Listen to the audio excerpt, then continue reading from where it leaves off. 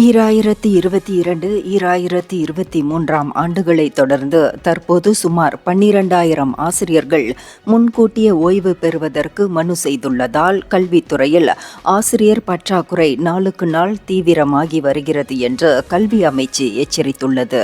இந்த பிரச்சினையை உடனடியாக தீர்க்க வேண்டியது அவசியம். இல்லையெனில் திறமையான ஆசிரியர்களை இழப்பதன் விளைவாக நாட்டின் பள்ளிகள் கடுமையாக பாதிக்கப்படும் என மலேசிய கல்வி சங்கத்தின் செயலாளர் ஹமீடி முக்கையா அப்துல்லா கூறினார். இந்நிலையில் ஆசிரியர்கள் முன்கூட்டிய ஓய்வு பெறுவதற்கான காரணங்கள் விரிவாக ஆய்வு செய்யப்பட வேண்டும் எனவும் ஹமீடி கேட்டுக்கொண்டார். கல்வித்துறையில் நீண்டகால வளர்ச்சியை உறுதி செய்ய ஆசிரியர்களின் பணிச்சுமையை குறைத்து ஊக்குவிப்பு திட்டங்களை செயல்படுத்தி திறன் மேம்பாட்டை ஊக்குவிக்க அரசு உடனடியாக நடவடிக்கை எடுக்க வேண்டும் என்று ஹமீடி வலியுறுத்தினார்.